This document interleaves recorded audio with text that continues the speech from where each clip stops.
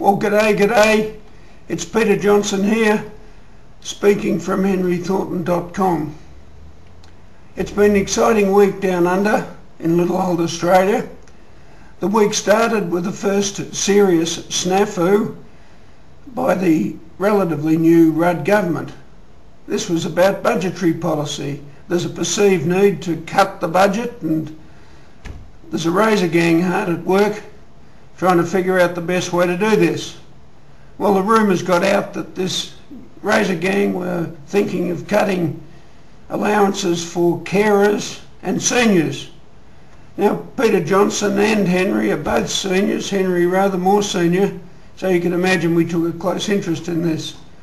Well, eventually, of course, Mr Rudd came back from the Solomon Islands and decreed that seniors and carers would be no worse off, and indeed has since said that they'd get the same allowances that dear old Mr Howard was giving them. But this set Henry to thinking, and in particular he was reading Alan Greenspan's book and was at the point in the story when Alan Greenspan was helping President Reagan sort his budget problem. The key point that President Reagan made was, have you shared the pain across everyone? And that's got to be the way when you've got to cut your budgets. So this led Henry to suggest that perhaps the Rudd government could do something very general to help the budgetary situation and then analyse the longer term issues more carefully. The things that you could do in general, in fact there are three.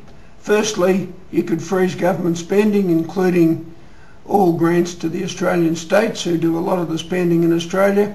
Secondly, you could raise the goods and services tax rate from 10% to 15%, say. Or thirdly, you could freeze the promised income tax cuts, or at least make sure they got put into superannuation or pensions, as the Northern Hemisphere people would prefer to call them.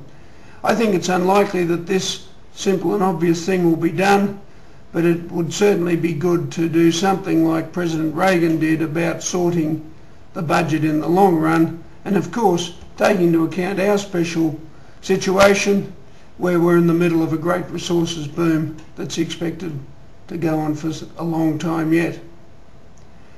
Well, the next big issue really was the state of the markets. There was some bad news out of the United States. There's often bad news out of the United States right now. Oil hit $108 a barrel and the markets panicked. Now, in the midst of all this, Henry concluded, you might say, understanding the bleeding obvious, finally, that maybe enough was enough on interest rate hikes in Australia. Certainly that's the general view now, I think, and a young man called Scott Murdoch has given us the facts and figures on the market's view of this in today's Australian newspaper. While all this excitement was happening in the markets, Henry was listening to a very fine presentation by Dr. Terry Cutler on Australia's innovation system.